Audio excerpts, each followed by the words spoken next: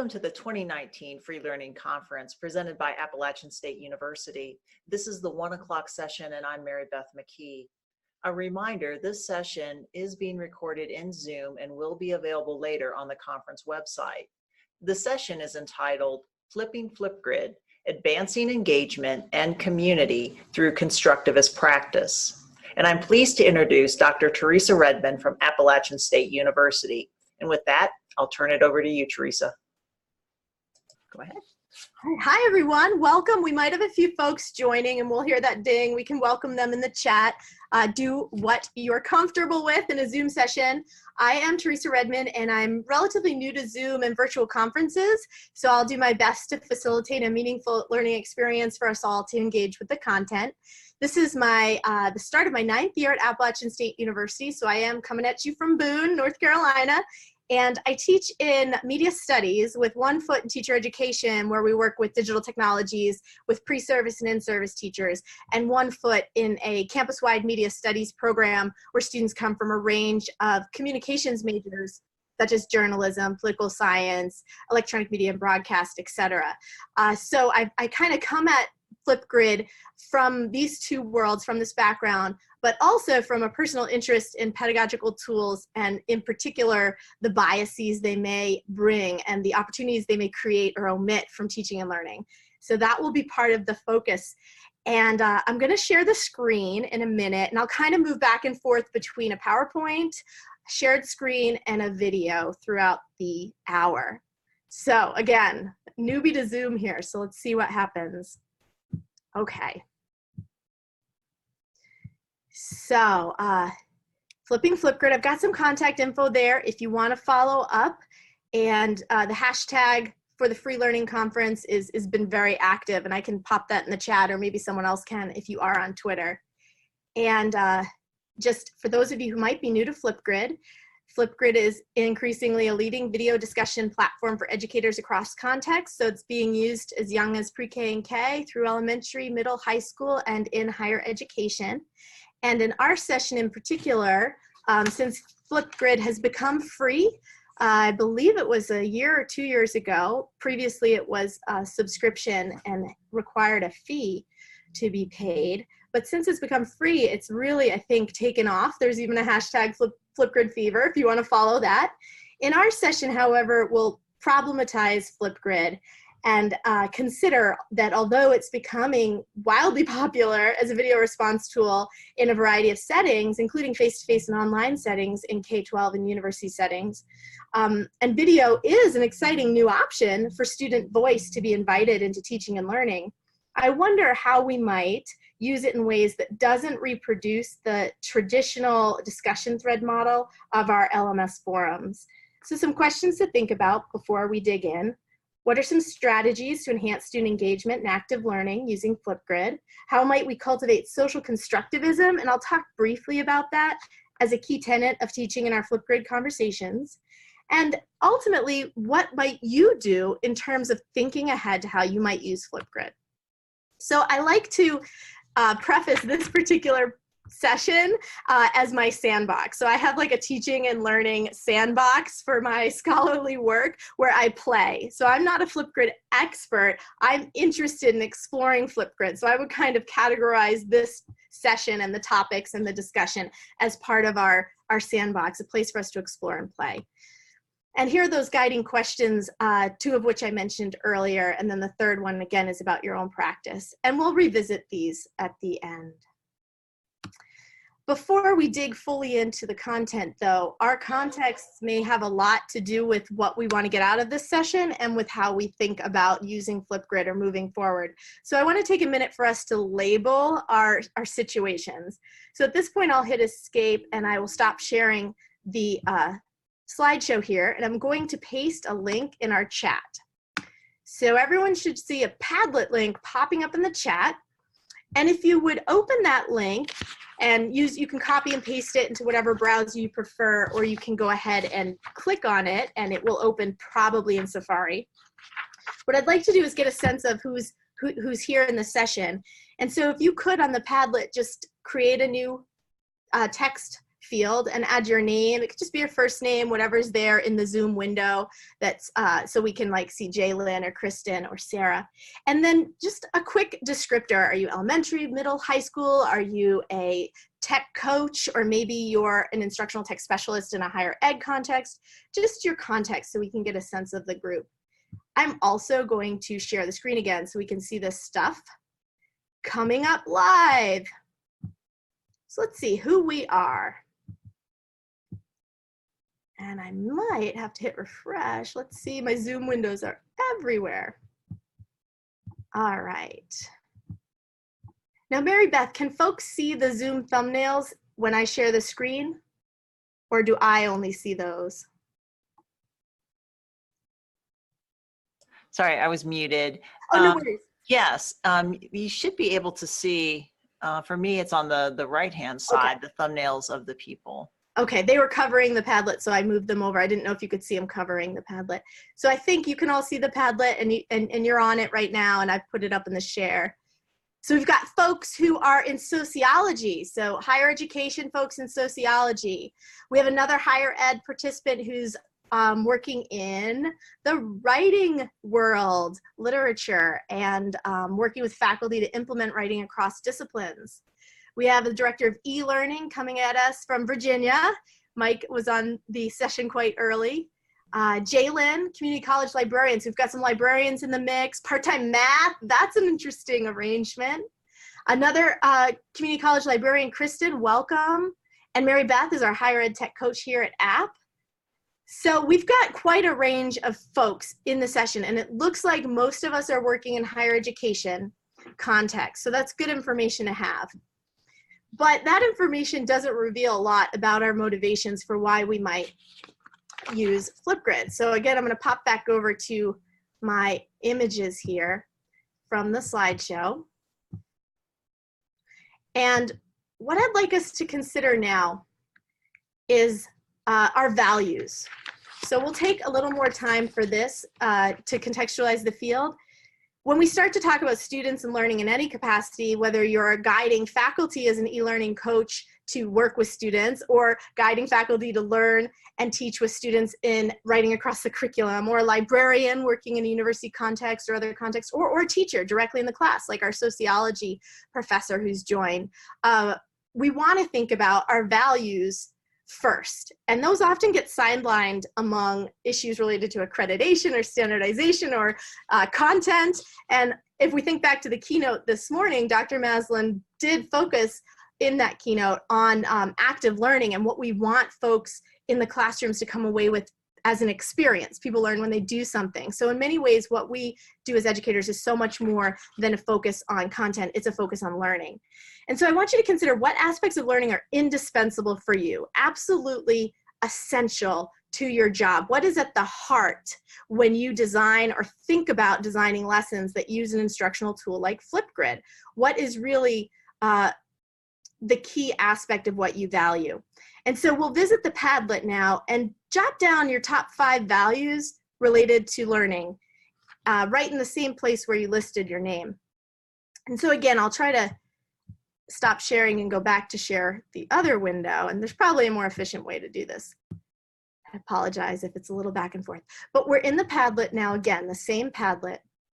And underneath where you wrote about your position, you would jot down 5 values, your top values that are absolutely indispensable, in other words, vital for you in this role in teaching and learning.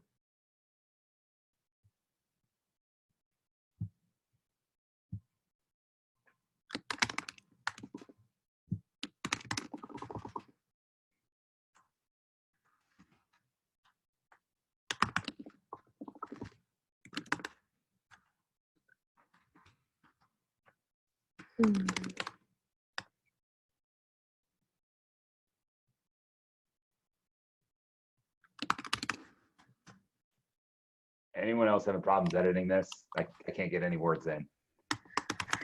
All right, I would recommend, Mike, if that was you that I just heard, hit refresh first and or copy the link to a new browser. And if either of those don't work, put it right in the chat for Zoom, because we're a small enough group that we can pull your values from the Zoom chat. Because the goal, again, isn't the technology, but it's the conversation about values. Yeah.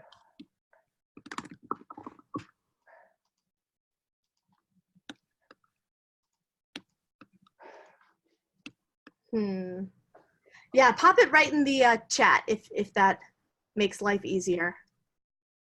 Wow, I asked folks to consider 5, and I'm really pondering. I think mine change. Sometimes they change, and sometimes they sustain over the semesters.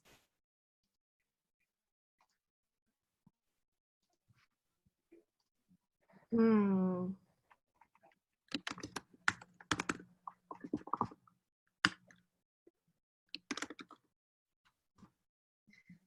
right.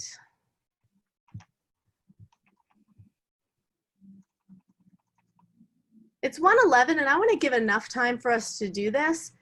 So let's see. Let's try 6, 7 more minutes. I feel like that's enough time to reflect. I'll kind of keep an eye on the Padlet to get a sense of if folks are finishing up. But again, try to aim for 5 values that are indispensable to the work you do in your position related broadly to teaching and learning.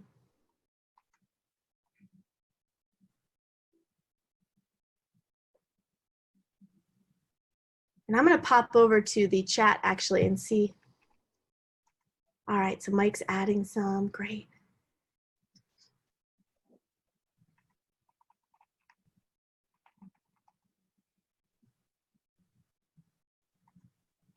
If we're face-to-face, and again, if I had better Zoom expertise, we could collapse our lists with a partner and drill down to some essential values, but that's what we'll do next as a larger group.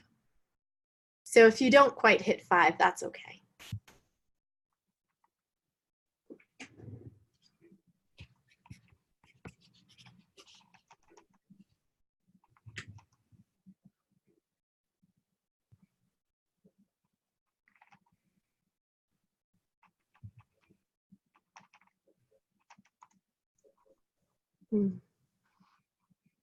Wow. Good list emerging here. Let's see. Ooh, wow, informed skepticism. It's interesting to consider, like, oh, would, you know, where, I think as a librarian, Kristen, you've probably always had skepticism, healthy skepticism or informed skepticism on your radar, but that's something we're seeing a lot more of in the last 5 years.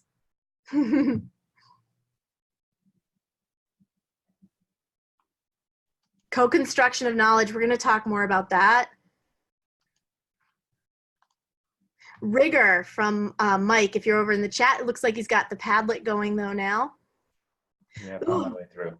Nice, awesome. Mistakes, glitches, reflections, that's interesting from Sarah, because when I write risk-taking, I'm kind of thinking along those lines. I think we're ready to discuss these now, and Mary Beth, please do jump in if you know a great way for us to engage in a discussion. We're a small enough group, we could do a round robin off the Padlet and just move left to right.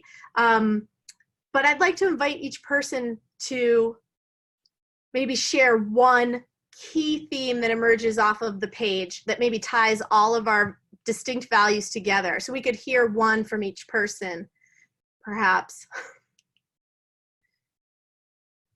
Let's see, Kristen, I'll invite you to unmute and you can jump in and say, okay, reading across the page, I feel like here's one that ties everything together.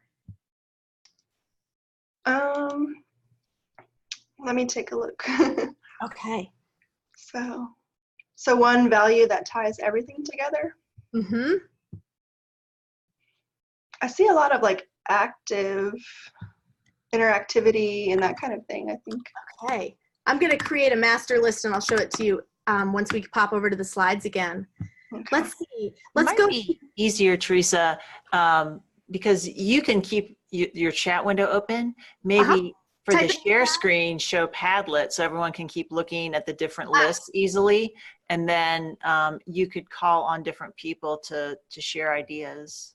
Thank you. I'll do that. Okay, so everyone can see the Padlet right now. And Kristen's just shared, she kind of read across all of these contributions and she brought up the idea of interactivity. So maybe we can move to Anastasia now. What's another value that kind of cuts across our collective values that we can add to interactivity? What do you think, Anastasia? I'm seeing engagement in quite a few values that people have posted. Ooh, that's interesting. I feel like we could get into a discussion about whether or not interactivity is a prerequisite for engagement, or if engagement is kind of that top level. We wanted that discussion today. It was something to think about. How about Jalen? What do you see? We've got interactivity and engagement. Lifelong learning. Lifelong learning. And I feel like when we think back to the keynote this morning again, we want that grocery store moment that Lindsay Maslin described, where we want our students to come up to us later and have a memorable experience of something they learned that was relevant to their life, and maybe the spirit of curiosity to engage in lifelong learning throughout their lives. Let's see, Sarah, what's one that you see to add? We've got interactivity, engagement, and lifelong learning. Another to kind of drill down and cut across this list. I think, adjacent to lifelong learning, the idea of real world engagement. I think Mike said connections to other situations and environments, and Mary Beth said connects to the real world. I didn't actually put it on mine, but it's absolutely, it should be there. It just wasn't on the top of my list.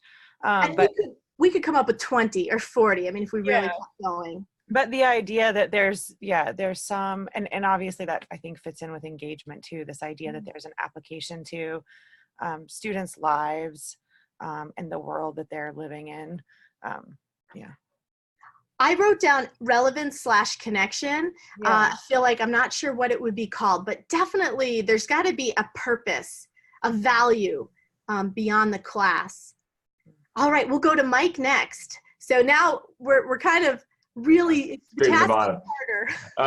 Actually, I think Sarah just mentioned it at the end. I think that there's two different parts there. There's a sort of, relevance to their field of practice and making it authentic. And we've touched that, but really the, going to sort of the principles of andragogy, it has to be relevant to the learner itself. It has to relate to their lives and their goals.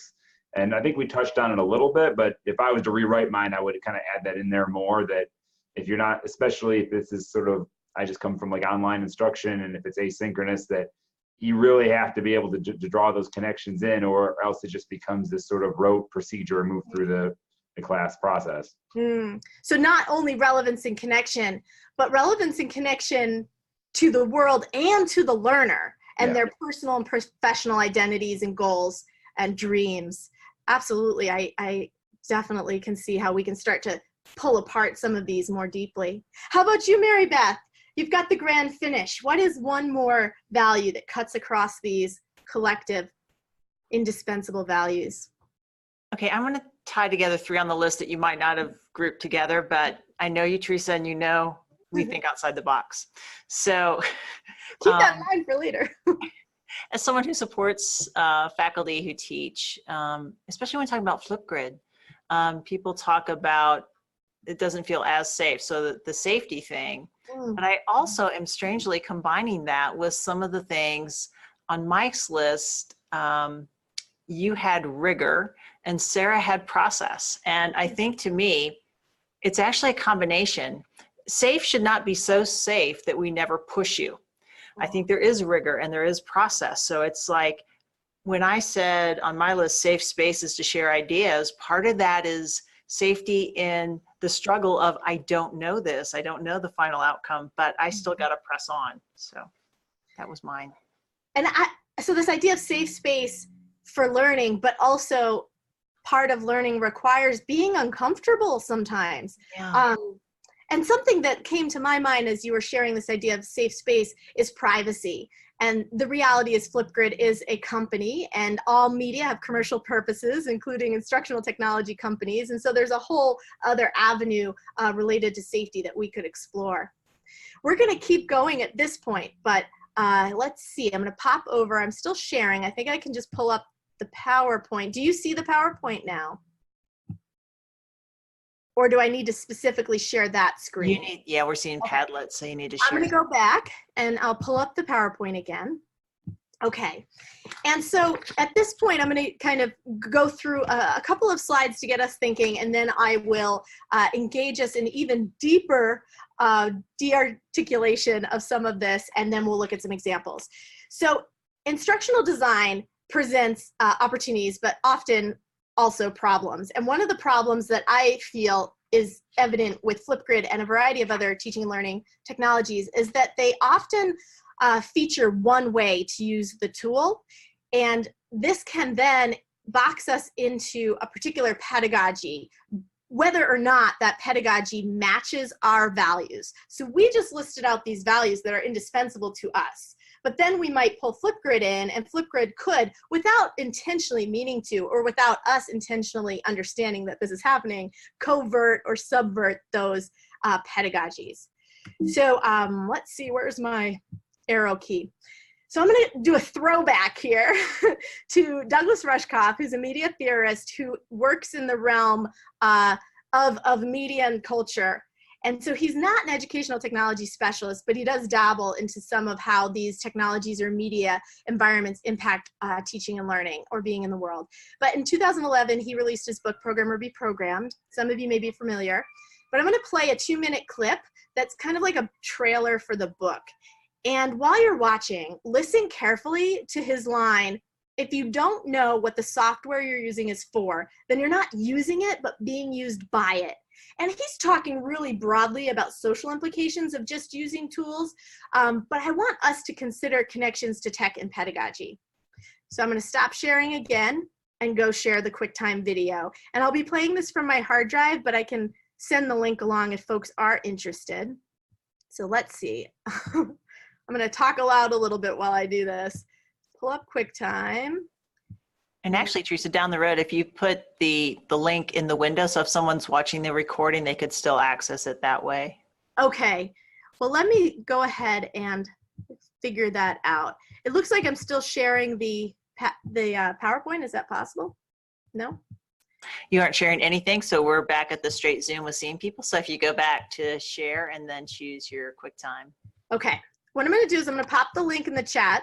And the reason I'm doing that is I had the QuickTime loaded before entering the Zoom room, and I don't know if that is impacting my ability to find the QuickTime in the share. But I'm going to try it one more time. For some reason, Zoom, oh, there it is. Okay, so I've refreshed it. Here we go. 2-minute clip, and consider the relevance to tech and pedagogy. When human beings acquired language, we didn't just learn to listen, we learned how to speak. When human beings acquired text, we learned not just how to read, but how to write. And now that we acquire computers, we should learn not just how to use them, but how to program. Back in the 1980s, learning to use a computer was the same thing as learning to program one. But as computers got easier to use and more user-friendly, the distance between using a computer and knowing how it worked got longer and wider until we had extremely opaque interfaces through which you do what the program says without any idea of what's actually going on behind the screen. Ask any kid what Facebook is for, and he'll tell you, Facebook is here to help me make friends.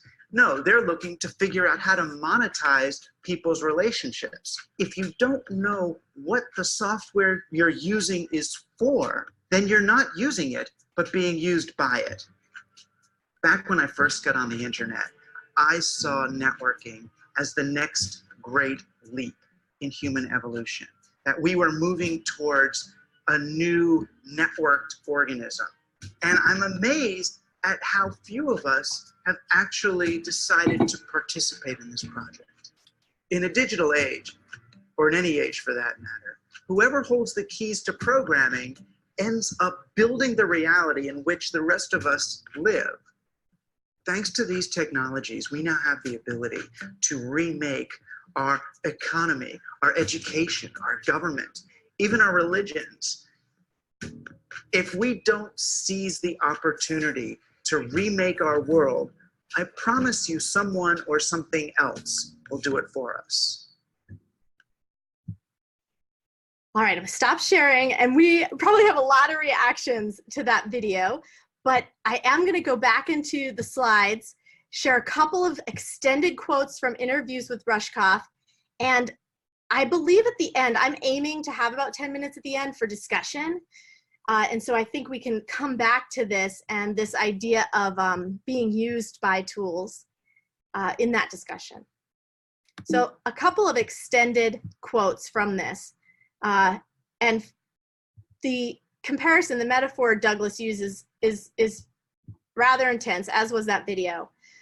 He explains that people like to think of technologies and media as value neutral, and that only their use or content determines their impact. And he uses this example of guns and pillows, and he explains that guns kill people, people kill people, and that's the bias of guns. But you could use something soft and cuddly like a pillow to kill somebody, but that's not its bias. So kind of a bizarre metaphor to help us understand that the technologies we use in teaching for learning also have a bias. And he continues that our widespread inability to recognize or even acknowledge the biases of technologies we use renders us incapable of gaining any real agency through them. So I would argue that a lot of the values that we described earlier relate to agency, and our students eventually having agency in the world as they unfold from young adolescence into their adult lives and elderly years. We really want these young people to have agency in making positive change and solving problems and taking care of us when we're old. And so this distance, Doug Rushkoff talks about this distance that grew as computers became easier to use and less transparent for us. And I think in some ways there's a distance between our values and what we want to enact in our jobs related to teaching and learning and our pedagogies when we use tools like Flipgrid without recognizing the biases. So what's the bias of Flipgrid? I have a really good friend who I was talking to about these ideas, and she smacked her face and was like, oh my gosh, Flipgrid is like the Catholic Church's confessional, where the teacher in many ways provides a prompt or a trajectory for a student conversation, and then students respond. So the teacher has the power, students don't necessarily have the power. Now, I am simplifying this tremendously in that students can engage in conversation with Flipgrid, but ultimately the bias of Flipgrid is to present the teacher in a position of power who designs and delivers prompts to which students respond. So the tool has a design that dictates a particular kind of pedagogy, which isn't a social constructivist pedagogy necessarily. We need to think out of the box, as Mary Beth mentioned earlier, and actively consider how Flipgrid may push or program us towards particular pedagogies and styles of instruction. So I will then encourage us to take that one way, if you remember the one-way sign I showed earlier, which is that bias, and actively work to understand tools, understand the way the tools are pushing us, and then work to flip it so we don't lose the values we hold for education in the process. And here's a couple ways I've done this. And again, this is my sandbox, so I'm just playing. I don't have the answers, and I think it takes communities of practice interested in these issues to find those answers. So in some of the sandbox stuff that I've been doing, I've thought about role play, and I've designed Flipgrid activities that invite students to actively construct new knowledge as a community of practice based on course readings by engaging in a role play. Forgive me, I forgot to mention here on this slide that constructivism is an active learning pedagogy where students are at the core of situating their knowledge, reflecting on knowledge, and co-constructing knowledge through interaction with each other. And that was the premise of why I'm pulling these strategies together. That philosophy of education, social constructivism, is at the heart of my values. So I apologize for missing that step. The second strategy I tried was a video debate. So just as you might have a debate in class, students synthesize course materials and then articulate their emerging perspectives by taking a stance. So I'm creating constraints in how they respond to a Flipgrid. Now I'm still the teacher who's in power up here creating a prompt, but through the debate scenario or the role play scenario, there's a lot of creative control and agency that students can exhibit. And then finally, the last is what I'm really excited about, and I'll explain this one more in depth. But through this use of Flipgrid, you might collect perspectives through field research where students actually go out, collect data, or construct interviews to create media for other classroom activities. So let me see, my clock has disappeared. Let me roll up. No, I'm not getting a clock. Okay, I think I've got time. Here's the role play. This was for an online class with pre-service teachers, mostly sophomores. And in some cases, students actually dressed up and got into the spirit of the role play by pretending to be a judge or pretending to be a participant from the community. And I didn't structure that aspect. Students were invited by the scenario to then engage in this kind of playful experimentation. This idea of role play fits with our universal design for learning principles, if some of you out there are interested in UDL. The second was the debate. And what I found exciting about the debate is we can start to leverage the visual aspect of Flipgrid. So often, I think we don't leverage all aspects of a tool. And so students lifted up pieces of physical paper where they documented who they agreed with in this particular debate. And I really liked how students used the drawing aspect of Flipgrid to write on the paper. So they're actually engaging in this trans-digital kind of expression. So you can see Lewis wrote, the author he agreed with, on a blank notebook. So he wrote that in his screenshot after. So there's some creative opportunities there. But still, we haven't gotten totally out of the box. Maybe the box is open and we're kind of maybe climbing out a little bit. This is the activity that I think really pulls Flipgrid out of the box and flips it over.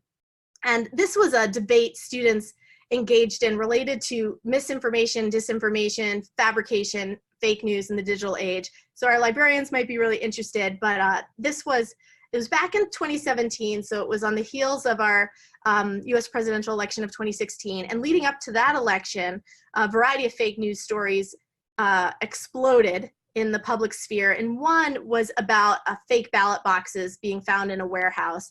And the author of that article was a youngster named Cameron Harris, and the New York Times put together a really fantastic piece called Fake News Masterpiece that detailed after the fact how Cameron bought a URL and started drafting these pieces. And so what we did is we created a court scenario where Cameron Harris was being held on trial for distributing this misinformation, this fabricated information. He earned thousands off of the advertising revenue of these fake stories. So that was his motivation. He wanted to pay off college loans.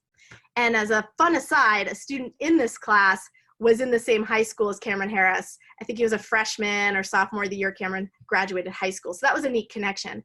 But anyway, what we did is we used the fake news article itself as Exhibit A. Exhibit B was the fake news masterpiece article from the New York Times. But then students went out on campus and they interviewed other people, students, teachers, whomever, advisors, staff, to ask them their feelings on fake news, on disinformation, on literacy and liberty in the digital age, and on this situation with Cameron Harris. And what Flipgrid does is it provides a nice, clean, tidy place where all of these clips are captured so that we can use one link to access them later. Now I could use a Google folder and students could upload their video clips, but you run into all sorts of messy issues. So Flipgrid actually facilitated our ability to gather data and house it in one location to then use in the next class when we engaged in this court scenario. So that was really playful and fun and really, I think, used Flipgrid in a way that wasn't your traditional discussion format. Let's see what's next. Okay. Finally, I think we've got time. So I do want to raise one other issue before we move into maybe some brainstorming and discussion. So not only might we use Flipgrid in different ways to address our values and the pedagogies we hold dear and we know work for active teaching and learning, but also we can help students develop creative communication skills and critical communication skills with each other using Flipgrid if we provide them with scaffolding to engage in conversation. So one of the issues we see in the literature related to the millennial and post-millennial generation is that they tend to struggle with thoughtful, meaningful conversation engagement. And so you might, I can post this link in the chat. I'd have to exit the show. Let me do that. But the Out of Eden Walk Dialogue Toolkit was something introduced to me back in 2015 at a Media Education Summit in Boston. And this project came out of Carrie James' work with Harvard's Project Zero. And if you want to take a look at the Out of Eden Walk Dialogue Toolkit, what she has done with her team is developed a series of conversation moves. And these conversation moves are intended to facilitate young people's engagement with online communication platforms like Flipgrid, where they might either type or actually speak out comments in response to other people's ideas.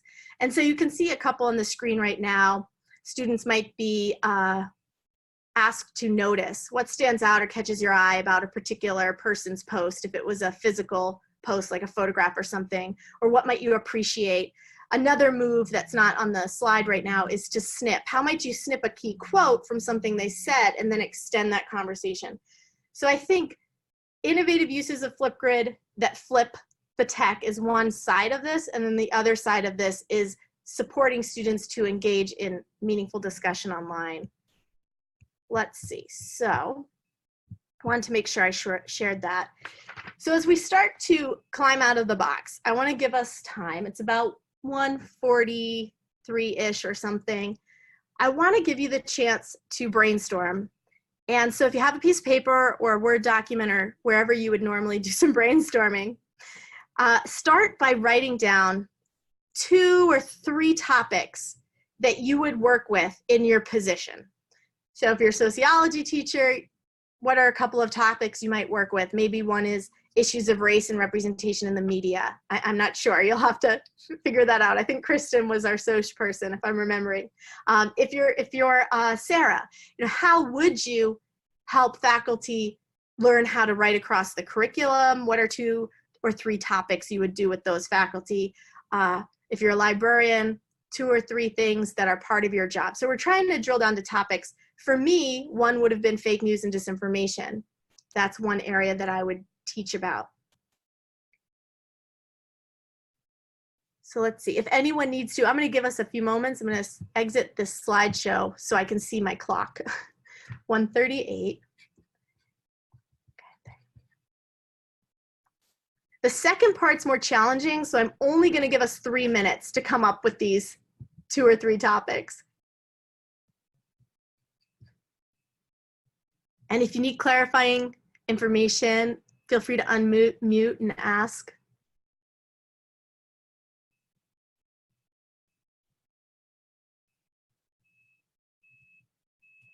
And Teresa, while people are working, when you're in the share mode in Zoom, if you move your cursor towards the top, you can exit full screen mode, and that allows you to see more. It'll allow me to see the clock? Okay, thanks.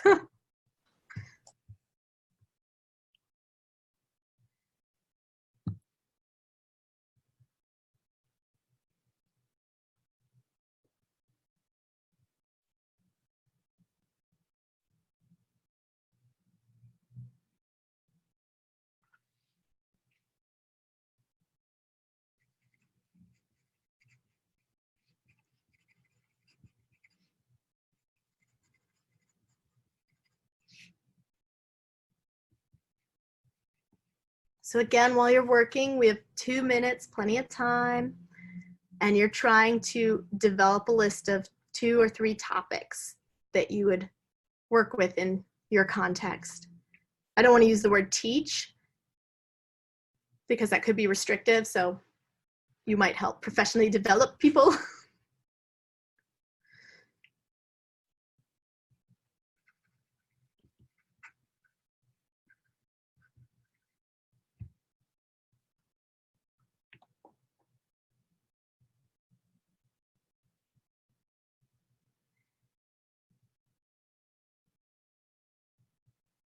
We have a couple minutes, but if you are finished, you can put the number you came up with of topics in the chat. So you could put a 2 or a 1 or maybe a 5.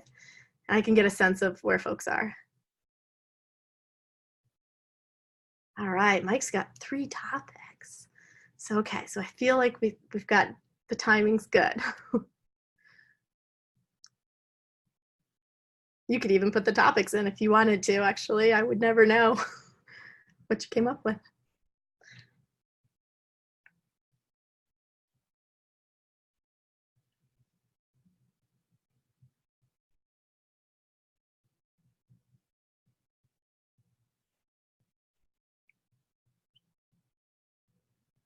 All right, Kristen's got 3. Oh, Kristen, you were the community college librarian. Okay, I'm looking back at the Padlet now, just trying to remember who was who. Anastasia's your sociologist. Yes, there she is, okay. Bookends on the Padlet, in my view.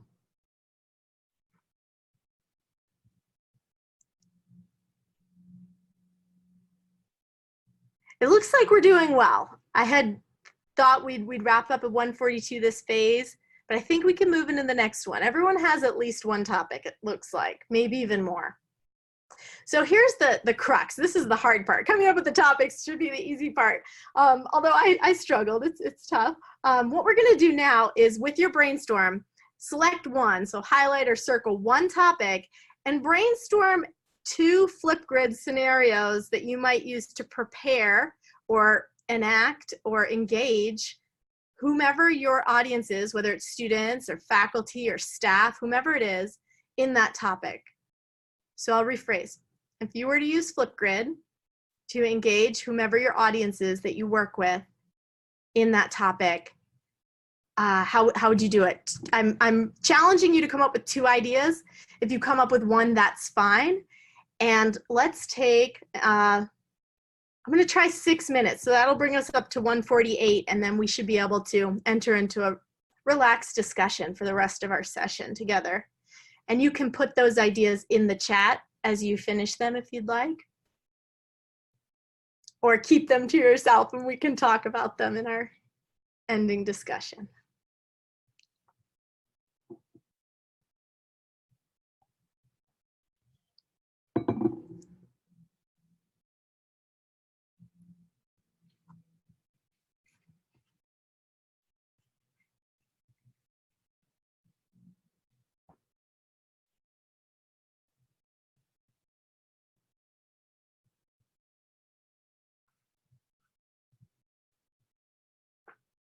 I feel this pressure to not have dead airtime, you know?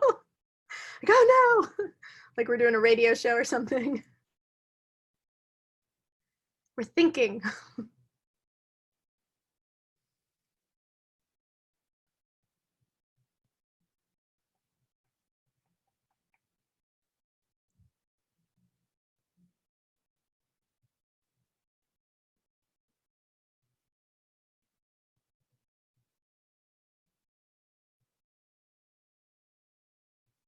A lot of good topics.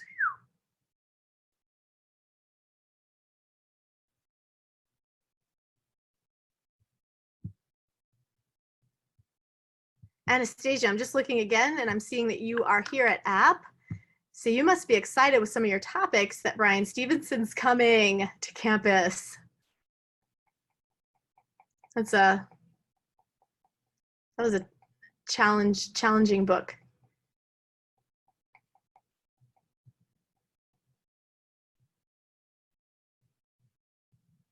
All right, some ideas are starting to pop up. We have 4 minutes left though, plenty of time to brainstorm an idea. And it could be a partial idea. Got to start somewhere.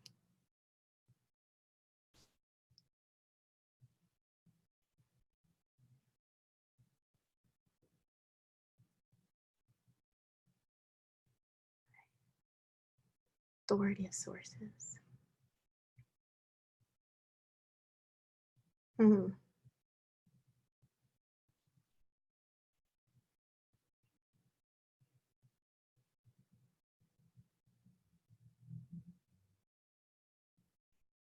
I'm noticing in some of the ideas that are being shared on the chat that folks are already considering how to create the context for students to work across modalities. So the physical world with the Flipgrid digital world.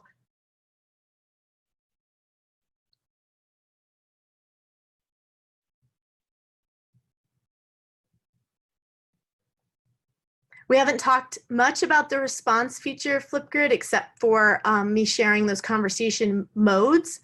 But as you're brainstorming, you might consider how the initial contribution to the grid does one thing and serves one pedagogical purpose, but the contributions, the replies that students might make to those initial contributions could serve a different pedagogical purpose. Ooh, accessibility in the physical world versus online spaces.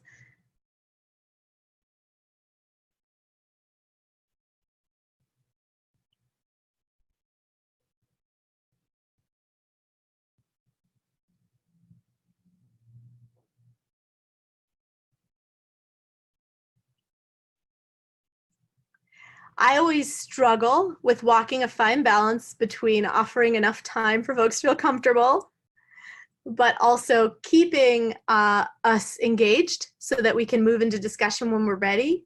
And with a small session, I think that we can do that. We had 2 more minutes left to generate ideas, but if you want to start talking as well, I don't have to be the only one kind of musing over these great ideas. So feel free to jump in and we could talk about a few of these ideas and then move into a discussion mode. I'm going to take a look at my, the next slide I had was moving into discussion.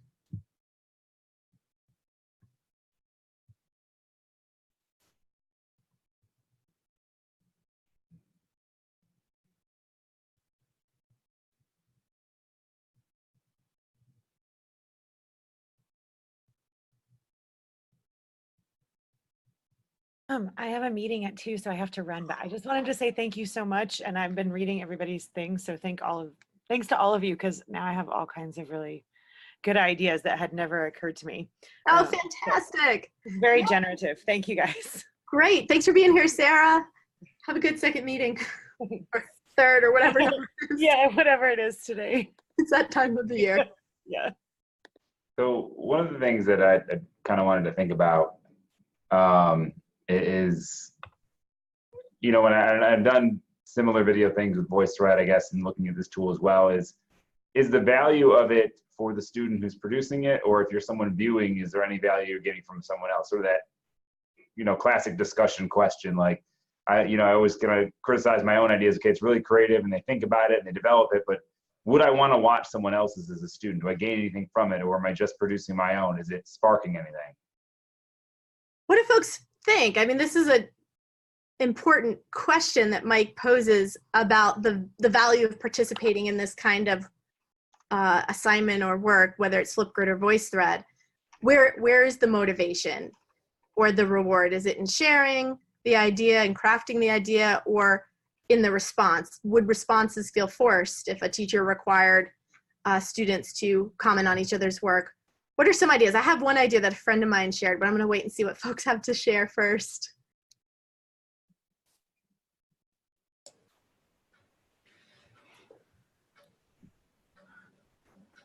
Well, sometimes I don't know if this really addresses what you were saying, Mike, but within a course, sometimes it's nice. I mean, as a teacher, you can always come up with questions and responses, but sometimes it's nice to give the students a role in that I've picked out the readings or the activities, and on particular weeks, you 2 people are assigned to co-facilitate this with me. So you're going to generate some questions. You're going to take some added responsibility for that topic for the whole semester, and that can be a way that it's not just you. They're more engaged too. Yeah, and I agree. And it's not to be critical. I actually think these things are typically really excellent. It's more like a check along the way as you're developing something to ask, like, is there an opportunity for them to truly engage with each other here? Or did I kind of get caught up in, oh, I want them to share this because it'll be really of value. And then it just sort of becomes a public confessional, which we kind of alluded to. We don't want that. Well, certainly shifting the power dynamics in the classroom to position students to have some of that power and become facilitators, as Mary Beth mentioned, is a strategy that democratizes our classrooms or learning space. I have a colleague who will go through students' posts, find nuggets of information that are unique to each student's post, and then create a scavenger hunt where students need to then go back into the Flipgrid or the voice thread or what have you and identify that information. A strategy I've tried is having students share. So for instance, I'll go back through the chat. Someone had expressed that they use Flipgrid for online introductions. It might have been you, Mary Beth. I'm going through and I'm looking for that. Okay, it was. So I've done that as well, and then I'll have students remix those introductions. So let's say Mike and I are students in a class, and I'm assigned to Mike, Mike's assigned to me. I have to remix your video introduction and create a minimalist poster. So a poster that has very few words and graphics that distills the essence of who you are when you introduce yourself. So that way I have a creative task that I need to engage in. So it offers me some independence. I'm also having to review your introduction in a meaningful way to distill the essence of who you are. And then you are hopefully motivated to go see what I produce. A colleague of mine has had students create commercials for each other or of each other's work. So that's another way where you can take an initial production, and through that process of having them create an alternative product, students are distilling the essence and hopefully engaging at a deeper level with whatever that original product was. So those are a few ideas. I would recommend to folks, I'm going to type this in the chat, critical creativity. I can't remember the second half. I'll go Google it right now. Critical Creativity is a text by Amy Berval, and she writes it more for a middle school, high school audience.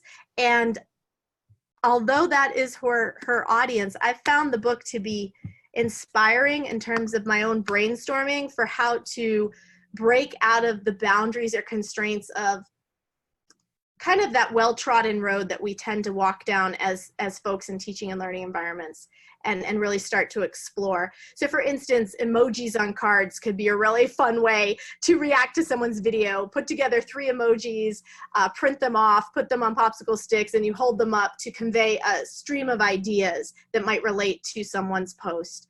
But engaging students in alternative ways of leveraging cultural forms like an emoji could be a way to push the boundaries. And we have 8 minutes still for conversation or questions. If folks are interested, I won't show my final slide. I was going to, but it's a picture of a spool of thread, because I think what we've just done in the last 50 minutes or so is started to pull on a thread in the tapestry of our experiences in order to unravel it a little bit, to inch by inch see how we might reconstruct something that relates more to our values in terms of what we want to see in our pedagogies. Other folks, Kristen, Jalen, or Anastasia, Mike, maybe some more questions if you have some, Mary Beth. You mentioned some, the kind of adherence to the UDL, or at least, being in that supportive area. How have you sort of approached those who are more reticent to take part, or if maybe it is an accessibility issue or a cultural issue, because obviously it takes a lot to develop these projects. Yes. So, creating the alternate sometimes can derail things. So, and others jump in. The issue of the ADA compliance is interesting. Flipgrid does offer captioning and transcript. So, excuse me, maybe not captioning, but they do offer a transcript.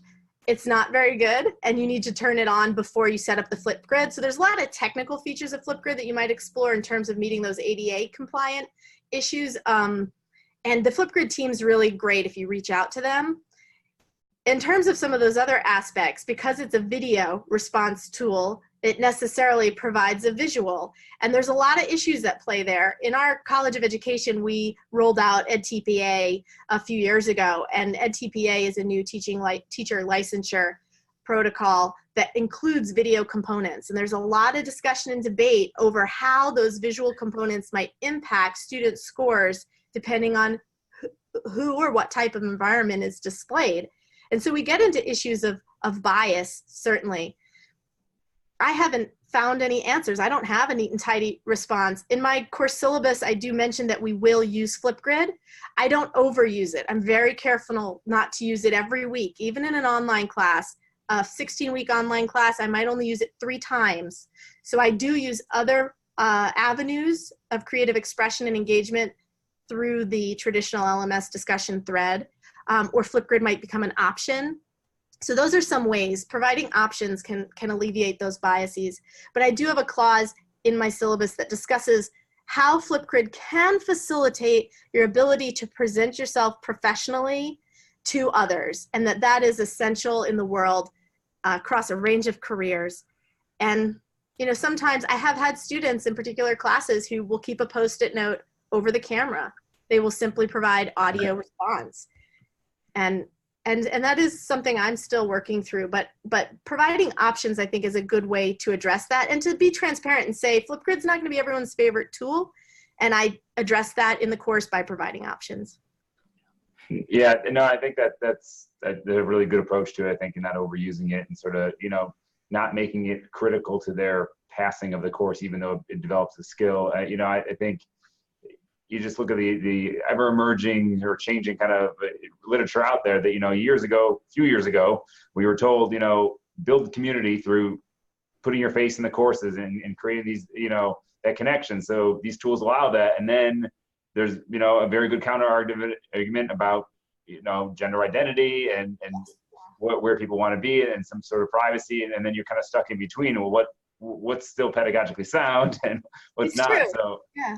It's always a challenge. Nothing really solves it. There are ways, and again, I'll direct everyone to check out Amy Berval's Critical Creativity, because one thing I want to try this semester, and maybe we wrap up in the next 3 minutes with things we might try, but I think there's a lot of value in using visuals. So for instance, perhaps you have an article about, and I'm going to go back to, I think it was Anastasia's, race and ethnicity in the criminal justice system. Perhaps you have students select 3 images from Photos for Class or Unsplash or some other fair use image source, print them full color, or maybe they find a magazine and tear 3 images out.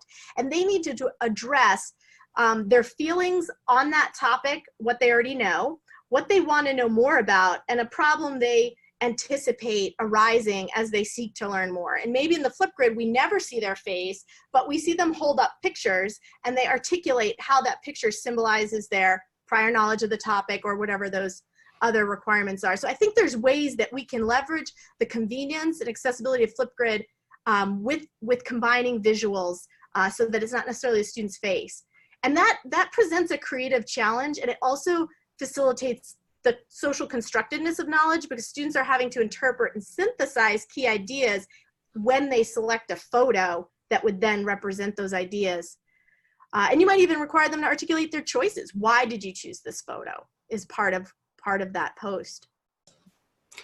I would also mention, Mike, I support faculty in health sciences as well. So some accessibility things that we found in communication science disorders, obviously signing is great with Flipgrid. And, but I've also had faculty who elect to make Flipgrid moderated, which means it never goes public, only the teacher sees it. But people do, with the spoken word, express themselves differently than in the written word. Mm-hmm. So that was how that teacher kind of address some of your issues of using this tool, but maybe in a safer way for the students. That's kind of how I've done it with VoiceThread so far. You know, I guess it's a similar tool. We've approached it there. I know that tool also has the option that I talk about things you want to try. It has the option to create aliases of yourself. So you can have your own regular like image, but you can also create different characters. And we've done that for role playing. I mean, I've done it just for training courses and stuff and created, you know, arbitrary students and faculty, but you could, you know, theoretically do that with that and actually create different identities. And asking students, if you or faculty or staff, whoever you're working with, inviting, if you just try it. My friend John likes to say you got to break a few eggs to make an omelet. So maybe you give it a whirl and then you ask for some specific feedback at the end of a course or program after the assessment phase. So we're up against 2 o'clock, and I'm happy to hang on for a little bit if folks have questions, or my email and such is in the conference program guide and presenter list. Happy to follow up. Thanks so much, everyone. Thank you. Thanks, Mary Beth, for being my co-pilot.